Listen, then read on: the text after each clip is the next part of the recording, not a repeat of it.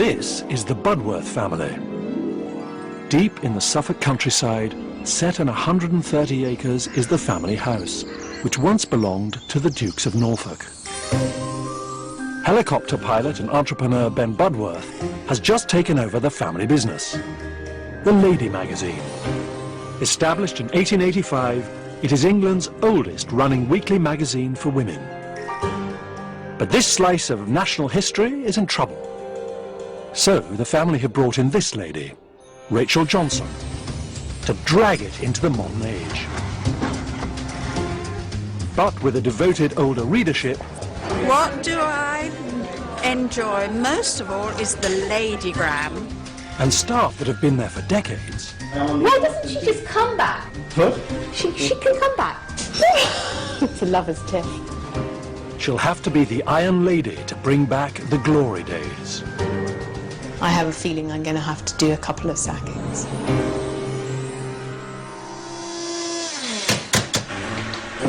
Rachel Johnson lives in a shabby chic townhouse in Notting Hill. Hyper-connected, she is one of the Johnson dynasty. But as a successful novelist and journalist, she's very much her own woman. The reason I'm editing The Lady, because I think it's going to be bags of fun. It's the dream, is to come into a publication that's established, historic, and at a time when nobody reads it, and to put it on the map again. This was the thing that really shocked my daughter. She said, "Mum, it's so lame, I can't believe you're doing it. It's got a piece about the history of the cucumber." And I said, "Darling, I'm sure it's very interesting." I can't. It's a whole page on the cucumber. It's like Willy Wonka's chocolate factory. What lies behind that Georgian facade with those 1907 covers? It's like a cross between an undertaker's and a lunatic asylum. Hello, my name's Ben Budworth. I'm the great-grandson of the founder of The Lady magazine, and in fact the founder of Vanity Fair magazine, Thomas Gibson Bowles, who 124 years ago in this building founded The Lady magazine as a magazine for gentlewomen. The Lady was the go-to place for those looking for a nanny or a butler, and the magazine, said to be the Queen's favourite read, is, like its building, cocooned in a 1950s version of England. Its days of pomp are long gone. This is the main entrance hall here, compared by some to an undertaker's office. Downstairs, now to the archive, there is The Lady magazine in 1886, in all its former glory, 10 copies of it. This is 1899, and we have never let these see the light of day until now. And then round about the 1950s, we started to lose our way. By 1989, we were starting to produce covers like this. And if it wasn't cats, it was owls. And what we really need is a new editor who can come in, take on the magazine, and make it relevant to today's modern women, 45 plus. This is going to be the challenge of my life, because what we have in The Lady is a magazine that its 30,000 readers love and subscribe to. But what we want to do is to double the readership, to bring in another 30,000 readers without totally alienating the readers who already love it as it is. So, i.e. a virtually impossible task. What The Lady stands for are core values. Things like dignity, decency, honesty and integrity. My idea of the lady reader is probably very old-fashioned and will gradually die off, and then maybe the new editor will be right to change it. Today's modern woman isn't buying into the owl and pussycat covers, nor the ads for incontinence pads and stair lifts. The magazine is now hemorrhaging thousands of pounds of family money, and so the new editor wants a new image. Take away the floral tribute aspect of some of the covers. You know, it just makes me feel like someone's died when I look at that. It's not only the contents of the magazine that have seen better days. Working practices at The Lady also belong to a bygone era. No such thing as short-term contracts here. Once through the doors, staff don't tend to leave. Aaron Kay, third generation to work at The Lady. His father was here, and his father's father was here at The Lady. My father was nicknamed the Lady Baby. How long have you been here for, Kath? Nearly 34 years. Nearly 34 years. Yet again, almost a youngster. We will go and meet our literary editor, Paul Blazard. How's it going? Yeah, all right, I think. How are you doing? Very good, very good. And Aunt Ep's Guide to Life. From chastity to copper kettles, musings of a Victorian lady. I think we can do without My that. book with a buzz next week. No, it's really rather good. Is Right it? up our street, I think. Looking forward to Tuesday? Tuesday, what's that? Oh, the grand arrival. Yeah, lots to look forward to. Yes. Is Rachel looking forward to Tuesday? Jolly well hope so. Jolly well hope so, yes. Have we bought the bunting? I know the staff are going to look at me and think, oh gosh, the new editor, I want her to like me. But I'm their editor, and I'm not going to be their new best friend. Ben, a dear boy, but hasn't wielded the hatchet enough. Rachel is Ben's attack dog. Not only has she got to change the magazine, she's also got to clear out some of the staff. What the heck is the point in hiring a dog, or buying a dog, or owning a dog, if you're going to do the barking yourself? I'm certainly not after a lap dog that's just going to sit on my lap and do bugger all day. Hello. Hi, Ben. We've been waiting for you for a while. Do come I'm finally here. Absolutely. Ben, are you going to offer to carry my bag? Of course, did I not? Your new office, Hey, temporary desk. I like it. But it's cleaner, a heck of a lot cleaner than it was. Straight away, Blazard's collection. Is this Blaise? Our literary editor would waste no time in welcoming you. It's from Blaise. Yeah. Whilst not exactly bunting, it's the closest I could get to waving flags for your arrival.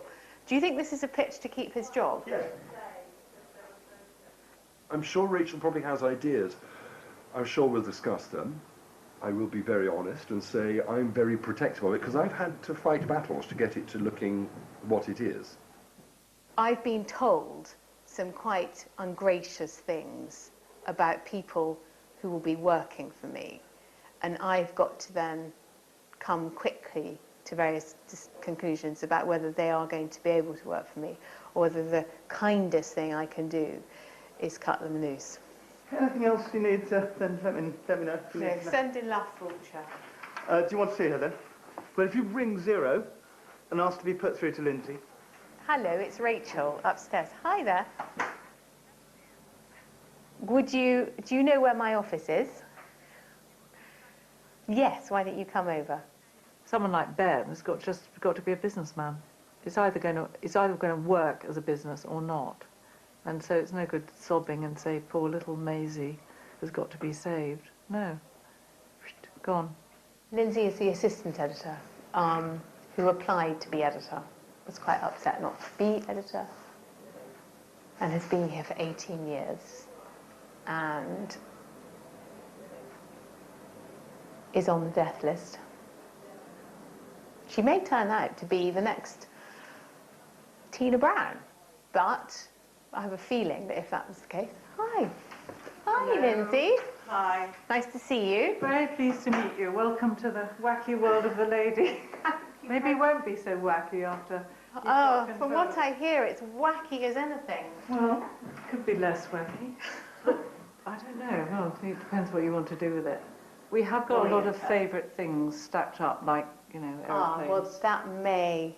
Favourite things is one of the first things I'm going to probably change. That page is going to be given over to a man ranting. Right, okay. Lovely. Very nice to see you. Bye.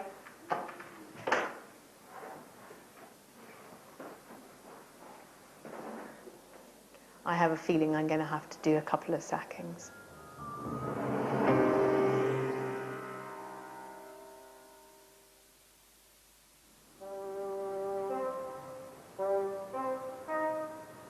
They knew these people weren't pulling their weight and couldn't write and were wastes of space. Why didn't they get rid of them years ago? Why wait? So I've got to deal with it. And it's not going to be pretty. I don't believe in relaunches as such. What I want to do is to make subtle, but what I would like to think will be arousing changes throughout the magazine. Rachel Johnson is the new editor of the Lady magazine, and she is charged with not only modernising the 125-year-old publication, but also taking a new broom to the long-standing workforce. Bless yet. We don't want it now. He's made it. Well, actually, you're early compared to our expectation of when you were going to come in. It's only her first editorial meeting, but she goes head-to-head with the man responsible for the reader's beloved short story. I haven't told Paul the terrible crushing blow that's about to land on Paul. Do tell.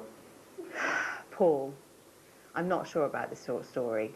Maybe I should have done this in a private moment. Okay, thanks. But I haven't seen you till just now. So, I mean, we need to release some space for other things. Yeah, no, we fair can enough. talk about it.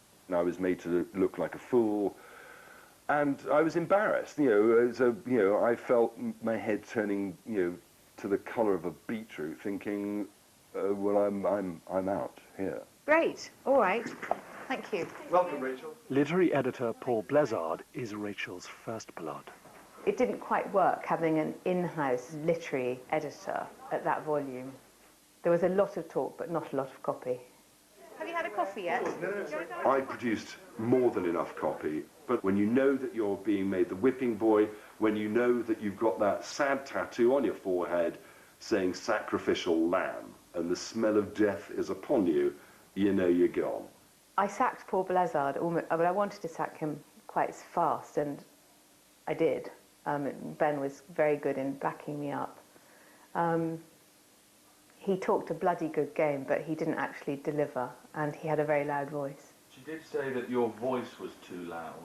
Well, pot kettle, go figure. So, yeah, good start to Rachel's second day. Do you think Rachel can turn it around? No. If you really want my definitive answer on that, no. But to qualify it, I don't know who can. My fear is that Ben is holding a poisoned chalice. Only a year ago, helicopter pilot Ben was teaching Chinese and Nigerian students how to fly over in Florida. But he was scrambled back home by his mother to try and save the ailing family business. I've had worse flights. And so, looking for a new direction, he has installed Rachel as the new editor. I was looking at High Life magazine on the way to Jamaica, and they did something really cool. She has only ever edited a student magazine before, but she has the ambition and bulging contacts book that Ben is looking for. What does a helicopter pilot know about magazines? What does Rachel know about editing magazines when she hasn't for years? Well, who knows or dares to dream? Ben's dream is to double the current readership of 30,000. Over the next 6 months, he expects Rachel to bring in 10,000 new readers. Rachel's strategy is to win over younger readers by reinventing the look of the magazine. This is actually a January 2009 cover. I think it could be 1965. So what I want to do is reinvent the lady, but by going back into the archive, finding one of the elegant old mastheads, and Bob's your uncle. Rachel has brought in a new design team to show Ben their first attempt at a completely new cover. What I love is the friction between the very elegant 19th century typeface of the lady of the masthead with the obviously bang up to date cover shoot of a Kate Humble, where she's got on trend ribbed stockings and a shift and all the rest of it, and it's all very patterned, and I don't know, I love it. It is quite a leap from where we are now.